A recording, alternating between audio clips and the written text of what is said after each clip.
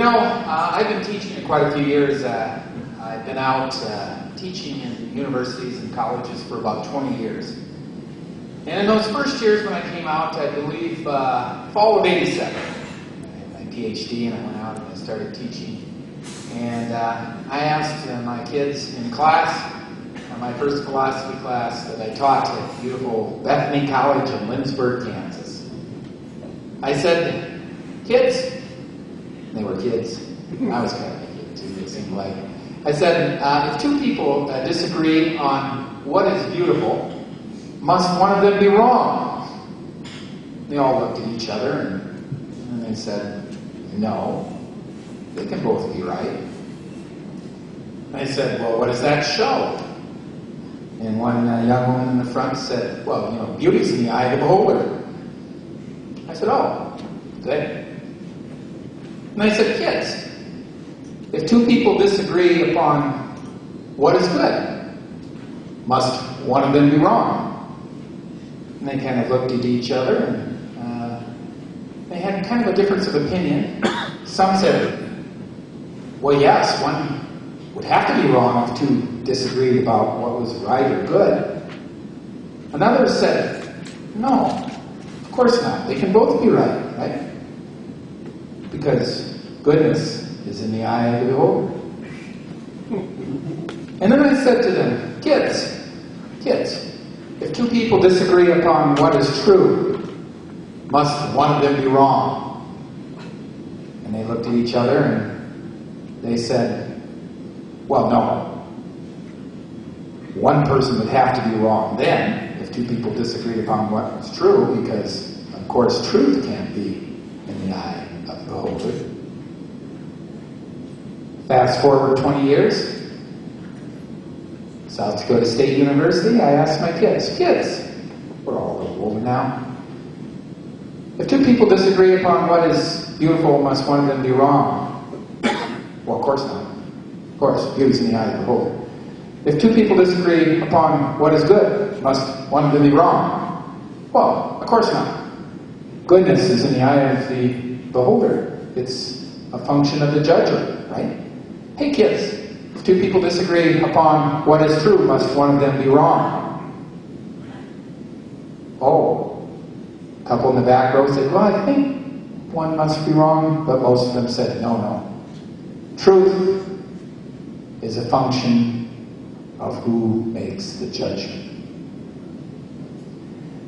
Now, what I saw was roughly 90% of the kids in 1987 believing that beauty was in the eye of the beholder. That went up to 100%.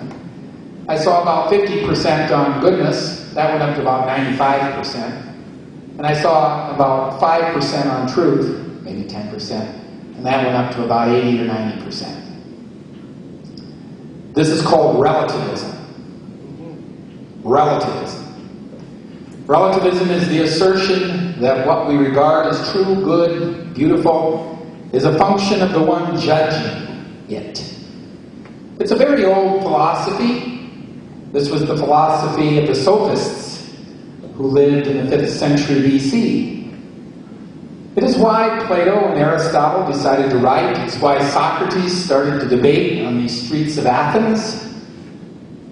Because there is something self-contradictory, wayward, and just plain incoherent about relativism. But we have it today.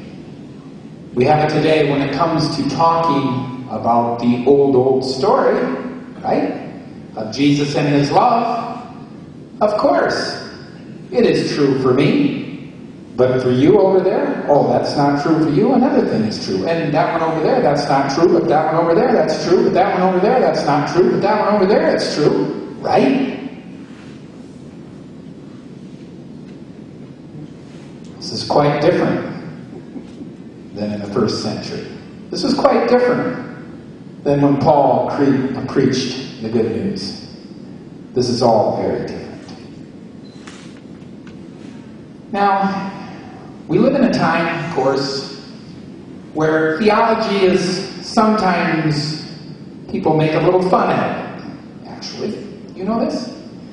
I was watching a show not too long ago on television, and they had a couple economists on there, and one of them said something about gross national product and talking about this ratio, and another guy talked about something else, used a lot of words that most people didn't realize what they meant or understand, and the other guy looked at the first guy, the second guy looked at the first guy looked at the second guy, and he said, "Oh, you're just speaking theology. Gobbledygook. Lots of big words, arcane words from a different time in a different place that don't communicate. How many angels dance on the head of the needle?" And yet, of course, people lived, they died over such things as whether the Son of God was of one substance with the Father or a similar substance with the Father. It made a lot of difference in the 4th century, 5th century.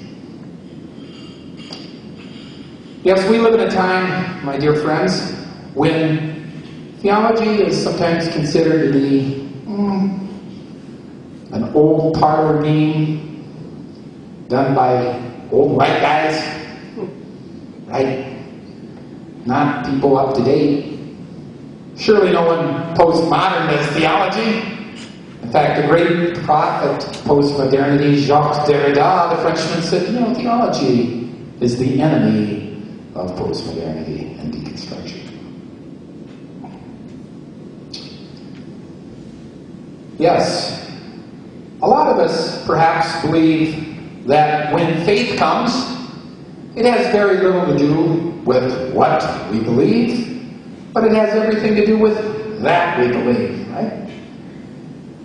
So sometimes we tend to think that this thing called faith is all about emotions. And the more emotions we got, the more faith we got.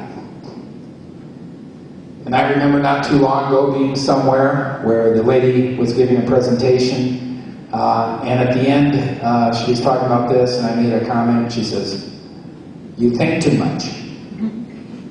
You think too much. The Holy Spirit can never work through you if you think so much." I call that the emotionalistic distortion of faith.